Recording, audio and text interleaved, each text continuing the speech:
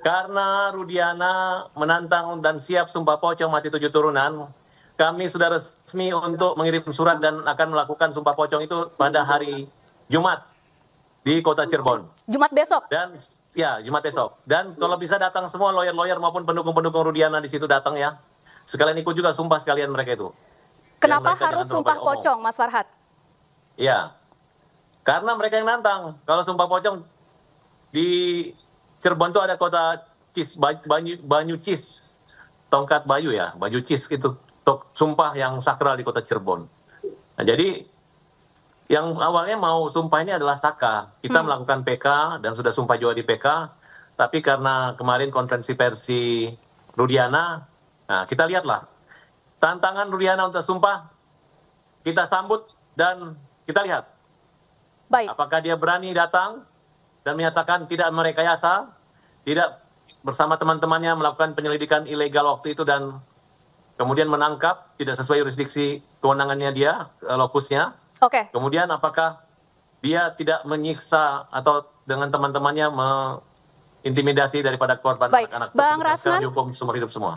Saya ingin sampaikan bahwa dalam konteks pemahaman hukum yang saya pelajari, itu yang namanya sumpah pocong belum diatur dalam hukum kita beracara, terutama di pengadilan agama. Ya. Tetapi dalam kaitannya dengan pendekatan hukum yang disebut dengan decisoire atau pemutus, ketika kita sudah tidak lagi menemukan pendekatan hukum melalui aturan undang-undang yang berlaku, KUHP, KUHP, undang-undang yang lain, maka itu dapat dilakukan atas persetujuan kedua belah pihak. Nah, tetapi menurut saya di kasus ini belum diperlukan yang namanya sumpah pocong. Justru saya agak begitu tadi bersemangat mendengar statement dari Pak Ugroseno. Pak Ugroseno yang selama ini menurut saya orang yang meragukan kematian almarhumah Vina dan Egy ini bukan dilakukan oleh yang 8 orang plus 3 orang yang DPO menurut putusan pengadilan. Nah, saya sepakat dengan pernyataan beliau yang mengatakan bahwa kecenderungan kematian Vina dan Egy adalah pembunuhan. Perkara itu 4 TKP atau 3 TKP ini harus kita dalami. Tapi ada poin penting yang mau saya sampaikan ya. Setelah mencermati 2,5 bulan, bahkan 3 bulan kasus Vina dan Egy ini, saya mulai mengkerucut ke satu pemikiran bahwa kalau ternyata, ingat ya, kalau ternyata kematian almarhumah Vina dan Egy melibatkan saudara Rudiana, ya, ini dalam pikiran saya ya, karena kasus ini makin tengkarut, gitu loh. Kalau ternyata nanti putusan Saka Tatal ini melalui PK yang diajukan dan oleh Mahkamah Agung dinyatakan bahwa dia misalnya diterima PK-nya, lalu kemudian hasil pemeriksaan oleh Baris Krim Polri terhadap penyidik yang melakukan proses penyelidikan dan penyidikan di Cirebon Kota 2016 dan Polda Jabar, kalau ternyata itu besok mengkerucut kepada satu skenario termasuk dugaan melibatkan Ibtu Rudiana, maka saya orang yang pertama yang meminta agar Ibtu Rudiana dihukum seberat-beratnya. Dia udah nongol sekian lama hilang, kemudian nantang sumpah pocong lagi, jangan dihalang-halangi lagi Rasman. Suruh dia datang nanti hari Jumat, karena ini kan niat baik dia. Justru dengan dia sumpah pocong itu bagus, beban kalian itu berkurang. Karena kalian lebih membela diri dari Rudiana membela sendiri. Orang yang nggak ada waktu itu kalian bela mati-matian. Sekarang mereka udah mau sumpah pocong, kenapa kamu larang? Nggak boleh dilarang, biarin aja. Dan sumpah pocong itu juga bukan berarti orang jadi pocong. Atau itu hanya, kalau nggak menggunakan seragam pocong nggak apa-apa, datang aja ke masjid. Kita disumpah, sumpah muabalah. Kemudian menyatakan bahwa apabila kebohongan itu lebih baik dapat laknatullah. Diazab kan, dan Saka siap. Nah sekarang Rudiana udah menantang kita, kenapa dihalangi, kenapa dianggap tidak perlu. Silakan datang gitu, karena omongan itu dilakukan di depan konvensi pers gitu. Justru kalau dia udah menantang, kita mau datang, tiba-tiba dia dihalangi, justru kita bingung gitu. Nah, jadi luruskan aja, jadi enak kan, polisi juga tidak terganggu. Rudiana kan bicara secara pribadi, karena kita nggak menyuruh Kapolri atau Kapolda yang sumpah pocong, tapi dia yang minta menantang sumpah pocong dan siap. Nah, kira-kira begitu.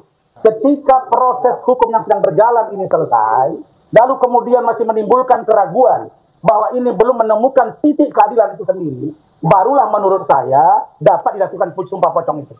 Saya kan katakan, saya nggak ada kepentingan dengan Ibtu Rudiana, jadi pengacaranya juga saya nggak berkenan kok. Yang saya katakan adalah tempuh dulu proses yang sedang berjalan, dan kalian menunggu putusan PK, tunggu putusan itu. Kalau ternyata juga nanti penyidik Barreskrim yang sedang memeriksa penyidik di sana mengarah kepada Itu Rudiana, maka saya orang yang pertama minta Itu Rudiana dihukum. Tapi persoalannya, ini bukan persoalan larang atau tidak melarang. Saya kan praktisi hukum sekarang posisinya ini. Pendapat hukum saya lebih cenderung tunggu putusan PK, dan saya dengar Rivaldi juga akan PK, ada lagi 5 lagi akan PK, ya sudah kita lihat. Karena saya yakin dan hakul yakin bahwa pelaku sesungguhnya insya Allah akan terungkap. Apakah itu yang 8 orang, atau ada orang yang lain, atau ada melibatkan Itu Rudiana, atau ada geng dan lain sebagainya, pasti akan terungkap. Dan siapapun pelakunya, hukum seberat-beratnya. Itu dari saya. Ya kalau saya lihat hari ini, kalau Bung Rasman ini bicara udah agak berubah, udah ada ngeper itu, saya yakin beliau kayaknya udah kembali ke arah jalan yang benar. Tidak ada yang ngeper di sini. Saya Ya, tidak ada yang ngeper. Kemarin kan kalian tidak berubah. keras banget. Dengar dulu yang saya katakan, bahwa tindakan polisi tentu sudah melalui prosedur. Dan kalau ternyata ada Polri yang bertindak tidak prosedur, hukum. Ingat kata-kata saya. Oh, nggak bisa, saya Man. orang yang konsisten di sikap saya ya. Waktu Ingat awal saya kan yang kita udah konsisten di sikap. kata-kata saya. Kita ini pengecara mau pilih surga atau neraka. Kalau sudah misalnya nanti yang kalah masuk neraka, yang menang masuk surga. Jangan yang sudah masuk neraka pengen masuk surga lagi. Nggak Gitu, usah, Man. nggak usah bawa surga dan neraka di sini. Karena saya yakin saya masuk surga dan Anda yang masuk neraka. Nggak usah kita bahas-bahas itu. Itu lagi udah mulai terpancing emosi ini. Semua Tadi udah orang, benar. Sekarang udah mulai bentar terpancing ya. lagi emosi. Baik. Yang jelas datang besok Jumat sekalian dengan Rasman menyaksikan sumpah pocongnya. Sumpah pocong. Menantang orang sumpah pocong tapi menghindari. Ini main-main ini mereka ini. Saya pikir Saudara Farhad tidak pada posisi memaksa untuk Itu Rudiana disumpah pocong. Saya melihat pernyataan dari Itu Rudiana itu di depan Saudara Fahri Hurman Paris KPA. Itu sah-sah saja. Kalaupun itu ingin dimintakan, tentu prosesnya kenapa tidak dilakukan misalnya melalui satu forum, melalui ada ulama yang menyaksikan, boleh-boleh saja. Tapi menurut pandangan saya, kalau Itu Rudiana juga tidak mau, karena menurut dia tempatnya belum formal, mungkin harus melibatkan ulama, ustadz, pihak terkait, dan lain-lain. Karena di sini diatur bahwa untuk sumpah pocong itu, ada yang meminta, ada yang melakukan. Ada muhabalah. Saya ini orang agama, saya ngerti. Tapi, dalam konteks ini, kalau memang Itu Rudiana mau datang, besok, monggo, tidak ada masalah. Tapi kalau saya lebih penting di pulau saya ini daripada saya ngurusin itu di sana. Itu jawaban dari saya.